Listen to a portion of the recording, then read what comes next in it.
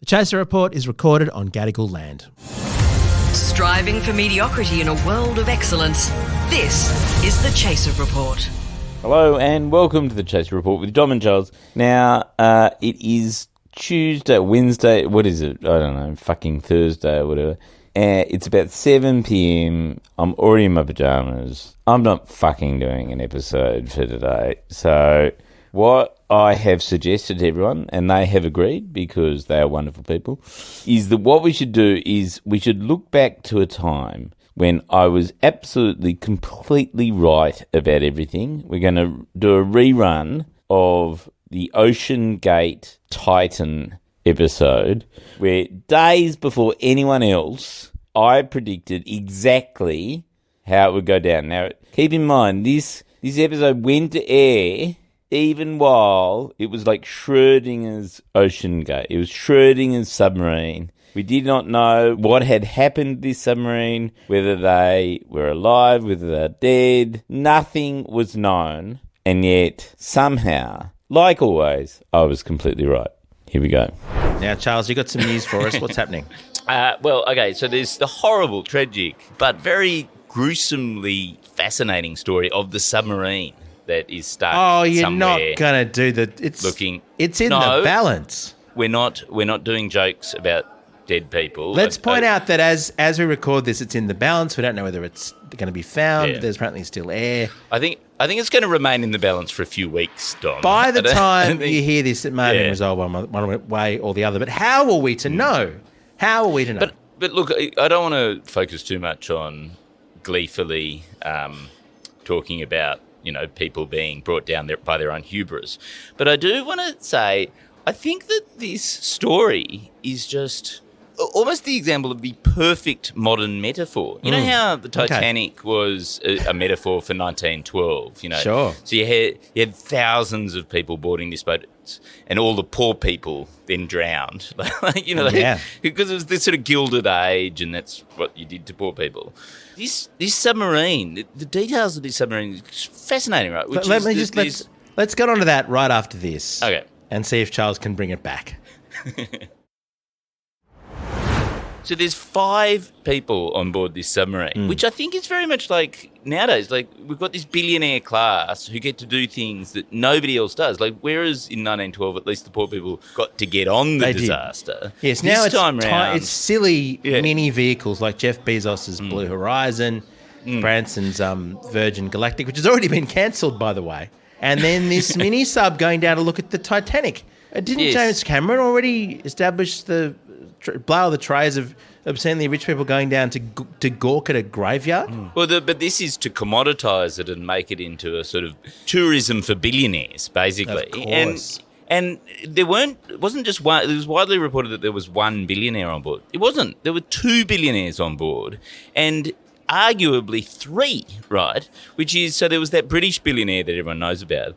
The second billionaire was a Pakistani oil magnate, right, who last year they cleared $46 billion or something through their company. So, not doing too badly. Sure. He'd brought his son along, who arguably is also a billionaire, or at least a billionaire heir, right?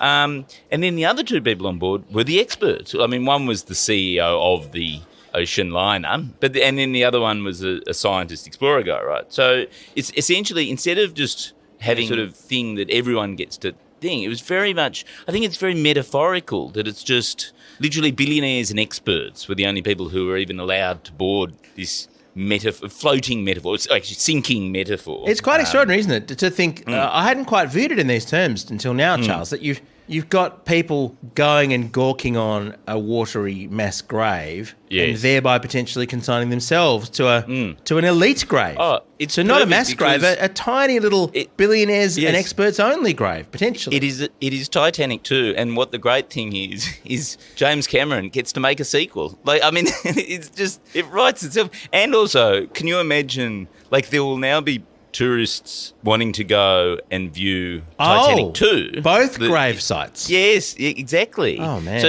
it's just going to keep going. Like, I think this has got another 100 years to play out on this story. I want to talk about the CEO of this whole OceanGate Enterprise. Right. So is this the CEO of the business to try and get more people to go on mini sub tours of Titanic? Yeah.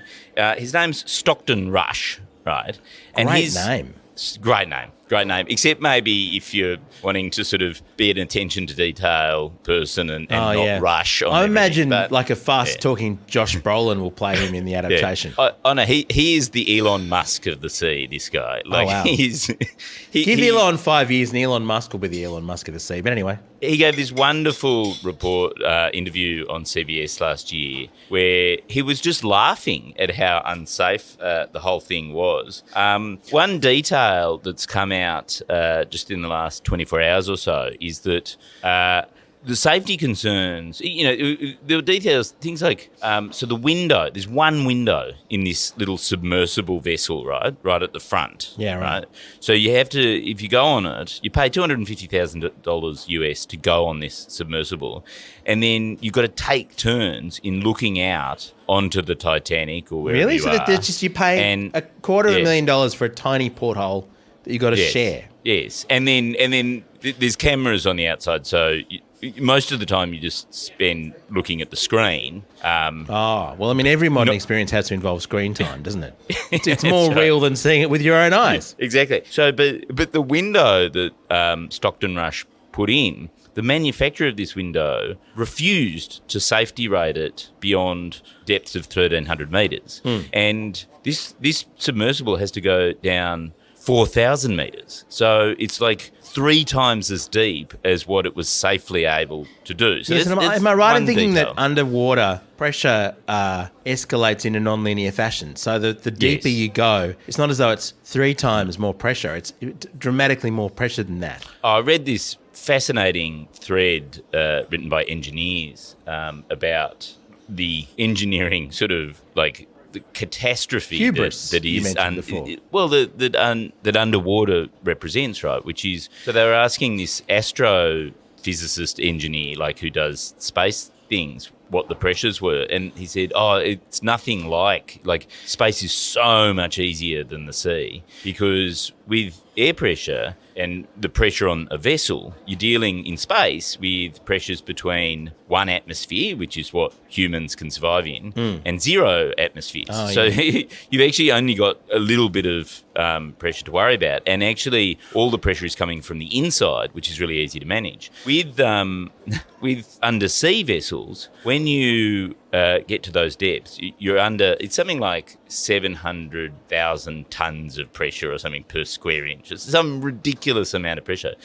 But the whole thing is that if the structure starts to, collapse, or it starts to sort of, not be able to support that pressure, it becomes extremely complicated to model, because it gets crushed, right? And that's a chaotic thing to happen. Like, it collapses in on itself. And so it's sort of almost impossible to model what will happen at these sorts of pressures. So, Charles, I'm just reading about this at the NOAA website, the US kind of atmospheric body. They say that for every 10 metres you descend, there's an extra atmosphere's worth of pressure. So 4,000 metres...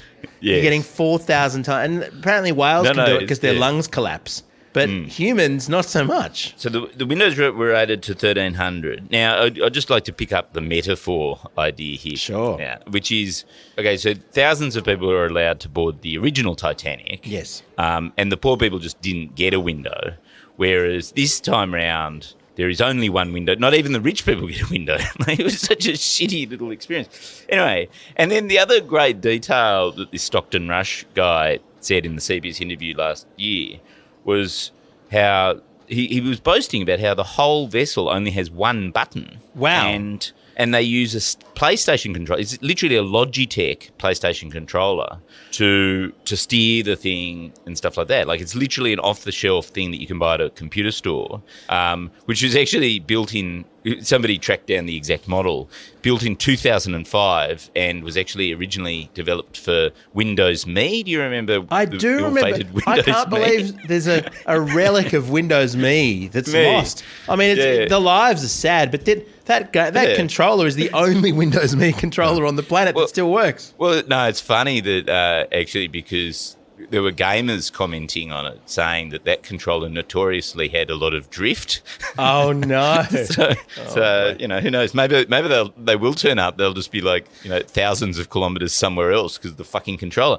But if they are found, so this is the thing. So okay, obviously they've run into some troubles. They had the ability to release their safety weights, right? Which means that they could slowly ascend to the surface, right? And they've got enough oxygen to survive, right? And that's why most of the rescue effort has been actually concentrating on will they be just floating somewhere. One of the problems that Stockton didn't think about is that the Atlantic there is incredibly choppy, very foggy. So the whole thing looks basically white. Right? Like the sea is white because it's choppy and the air is white because it's foggy. They painted the vessel white. It is a white vessel. What a metaphor.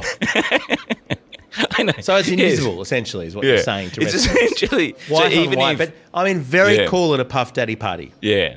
So and apparently they didn't have a beacon. They didn't buy a beacon that could then, be triggered. Why would you need a beacon? So it's just floating there, and the horrible, horrible fact, which I'm sure is metaphorical in some way that I haven't thought about it enough, is that they are bolted in. So the way you get into this vessel is you all get in, 5 of you get in, and then they have 14 massive bolts that they bolt you in with, and so there is no way for them to get out. So even if they're bobbing along the surface, they'll be able to see the air, they'll be able to see the sky, or at least the fog, but not be able to get to it. Because when you're paying $250,000 to go into an ocean vessel, you wouldn't want them to come up with any sort of quick release system. Yes. That's not necessary. That's horrible.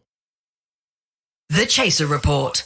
Now with extra whispers. Now, so, you're probably thinking, well, it's a pity, but, when you're innovating and when you're at the bleeding edge of things, you do have to break things. Things do go wrong. There are risks. Everyone went in wide open. The only little tiny problem with that narrative is that actually what happened was that the head of marine safety of OceanGate in 2018... I'm amazed they have one. Well, they don't have one. Raised concerns about all these issues and a few others. Apparently there was a whole lot of flammable stuff. They were using flammable things on board, which is apparently a terrible thing to do in a submarine. I think so.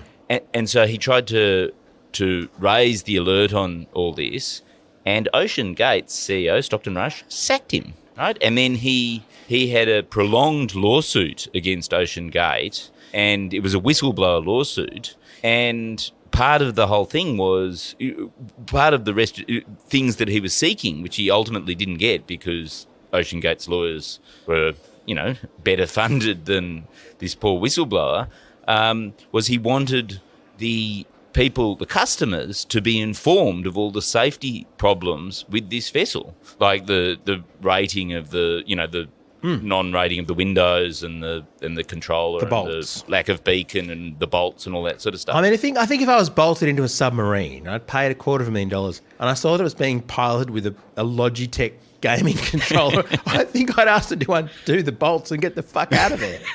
Wouldn't you? Yeah, I know. Yeah, I would. Yeah.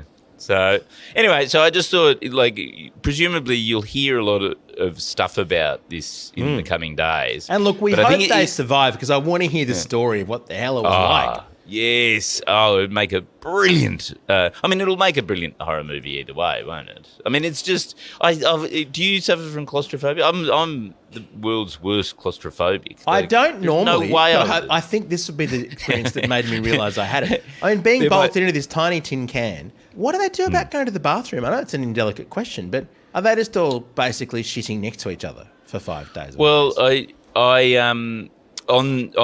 is a small toilet, yes. Right. On the CBS thing, they show you where there's a little... All right, so they can move around inside it. There's 14 bolts that keep them inside the vessel. I thought they were bolted into their chairs. Oh no, they're like bolted into the vessel. Right. No, it's like a minivan. Okay. It's about the size of a minivan, so they can move it. You can move around in it. Although apparently it's very uncomfortable because you've got to sit along the side, and the side is curved, so you sort of end up crouching the whole time. So anyway, and I'll just leave you with this thought, which is that this comes a few days after you know how we were talking about fashions in killer whale colonies? Oh, yes, that's right. Yeah. So the latest fashion in orca colonies is to attack rich yachts, right? I've heard of this, yeah. Yeah, so there's been several, multi-million-dollar fancy yachts who've been attacked in the last week. Another metaphor. Yes. But a pod of orcas was seen swimming just near submersible.